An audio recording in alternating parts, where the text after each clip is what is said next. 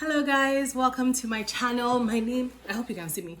My name is Shay and I am a marketing and brand consultant here in Toronto, Canada. Today's video, what was I gonna say? If you're new here, welcome. Don't forget to hit the subscribe button. And if you are a regular viewer, welcome too. What am I talking about today? Oh my life. Today I am talking about I'm still on the manifestation topic. I don't know when I'm gonna drop. Yeah, I should have dropped the how I manifested my husband video by now, but yeah, okay, back. So today I'm talking about, I'm still on manifestation. My last video probably was about how I manifested my husband, and today's video is how I manifested my amazing apartment. So guys, I don't know if you know much about the Toronto housing market, but it is wild. Like, it is saturated with renters, it is saturated with buyers. Like, there's so much demand that landlords can do whatever the hell they want to do. So when I relocated about 4 months ago, so my parents have a house here, or my family has a house here, and so when I relocated, I was staying in the house. It wasn't a big deal. Like, the space in the house, like my bedroom is still there. My pink bedroom is still there. Like, no rush, no pressure. My husband wasn't here yet, and he wasn't coming for another 3-4 months. But I wanted to start the process to look for a house so that when he comes, he'll be super comfortable. You know, he won't be staying in my family's house. We'll be staying in our like matrimonial home. So, so the search began. My friend Jetty recommended a realtor. My throat. Let me get some water.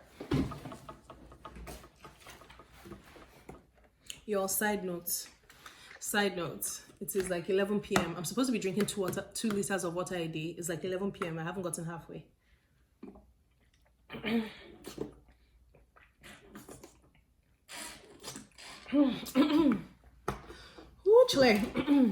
So anyways, where did I stop? My friend Jetty recommended this amazing realtor to me. In fact, she was a godsend. Like, when you talk about somebody going above and beyond in their job, like, she carried my matter on her head like gala. Like, she took it personal, like trying to find me a house. If I keep looking here, it's because like my mirror is always here to make sure my wig is not looking. I don't know why my throat is so dry. Well, the weather is dry. Anyway, sorry, I digress. So I got the most amazing realtor in Canada. The way it works here is that the landlord pays the realtor for finding them someone to rent their house. So I wouldn't be paying, the realtor. It would be the landlord who rents me the house that would pay her. So she's pretty much really, how much are they going to pay her? Is not a lot. Like, I feel like the way these relationships work, these real estate situations work, is that eventually you buy and then they'll get a huge commission, because the commission she's going to get from rental, in my opinion, is not worth the amount of work she put in. Because when I tell you she put in work, like, she put in work. Shout out to her. I love her so much. Like, I love her so much. So if you're looking for a house in Toronto, please let me know. If you're moving over to Toronto, let me know. I would give you her details. She is a godsend. Anyway, so I'm rambling a little bit. So let's talk about how I manifested this house. I think I moved back to Canada kind of naive. I was thinking, okay, I've lived here before, I've worked here before, this is my hood, this is my stomping grounds, everything is just gonna go smoothly. Wrong, nothing went smoothly. Trying to find a house took months. Like, when I tell you it took months, we were begging people to, like, and I say myself and the realtor would go from house to house. We would make offers. People were turning us down left, right, and center. And that was mostly because when I moved back, I didn't have like substantial proof of consistent income. So as you know, I had a 3-month contract, right? And with that 3-month contract, the way the landlords were thinking was that, okay, so after 3 months, will you be able to pay rent? And I'm like, I promise I have money. They didn't give a damn about my savings. They didn't give a damn about my husband's income, because he wasn't in Canada earning Canadian dollars, which I think is kind of racist. Well, they said they can't verify the income, but really you can verify the income. Come on, it's just another country. So we faced a lot of setback for months. Now, you can imagine if I didn't have my parents' house to live in. Like, what would I be doing? Would I be paying, for hotels? Like, where would I be? So I was lucky enough to have my family house, to live in, but it was super stressful because the time was getting closer for him to come. I wrote down exactly the kind of house I wanted, and I prayed about it consistently. I visualized it. Another thing is that when you want to rent a house in Canada, like if you don't have proof of, like sometimes even if you have that proof of income, like you have a full-time job, you can show that because when you have a full-time job, the assumption is that you'll be able to consistently pay rent. To me, it's stupid because if you lose your job after 1 month, how will you pay the rent? Anyways, but another angle is to have a guarantor. A guarantor is someone that's pretty much saying that if you don't pay your rent, I'll pay it for you, And I mean, I have my mom, I have my sister here who could easily be my guarantor, but my mindset and my thinking was that, I just got married. I'm supposed to be an adult. I'm supposed to be a grown woman. Like, I don't mind asking for help, but I didn't feel it was necessary. And for me, it was something I was not willing to do. It was I just was not interested in having my big sister or my mother be guaranteeing me, a grown woman that's just married. Like, are you people kidding me? So that was my mindset. It wasn't a pride thing. I was just determined I was not going to have a guarantor. So I wrote down specifically the kind of house I wanted, and I wrote down my landlord is not going to ask for a guarantor. I am not providing a guarantor. After a while, after like 2 months of consistently looking for a house every weekend, putting in offers, even my realtor kept telling me, Shay, you have to consider, your sister being a guarantor. You have to consider your mom being a guarantor. And I kept telling her, nope, that's not going to happen. I know exactly what I want, and I know exactly how I'm going to get it. So the funny thing was that there were moments where I was like in panic, where I was like, oh shit, I may have to get a guarantor, or I may have to live in an area that's trash, or I may have to live in a house that's trash. I have good credits. Like, why won't you people give me a house? There were times where I would like panic. There were times I was like, I'm not gonna lie, I made an offer on houses that were like so small and super expensive. I even offered to pay like extra month's rent. These people were not interested in collecting my money because I did not have I did not have long-term employment. Now, the funny thing was that the house I wanted, the apartment I wanted in Toronto is kind of unreal. Like, I didn't even know it existed really, but I had the vision in my head of what I wanted. I wanted a 1-bedroom apartment on 2 levels, right? With lots of space, lots of storage. Another thing that's really hard to find is apartments that have lots of storage here in Toronto and like that are really spacious. And kind of storages these condos, these apartments have is like underground in like cages and just but yeah. So I explained to my realtor, and the funny thing was that as we were getting rejection upon rejection upon rejection upon rejection, like it was disheartening. There were times I would cry, like, will I actually get a house? And would I actually get a house that's nice and comfortable? That would be my first matrimonial home, But then after a while, I actually calmed down, and I would look at what I had written down in terms of the house I wanted, the apartment I wanted. And then I would just like, after a while, I like let it go. I had peace in my mind. I would tell, like, my husband would like comfort me all the time. But like, after a while, I had peace. I was like, hold up. Why am I panicking? I know I'm going to get the exact apartment I want. Why am I even looking at options that I'm not even interested in? Why am I settling? Why am I settling? Why am I coming down to the level of places I don't even like? So I texted my realtor, and I was like, hey, this is exactly what I want. At this point, I hadn't even fully given her the gist of what I wanted, because, at this point, I'm begging for shoebox. Beggars can be choosers.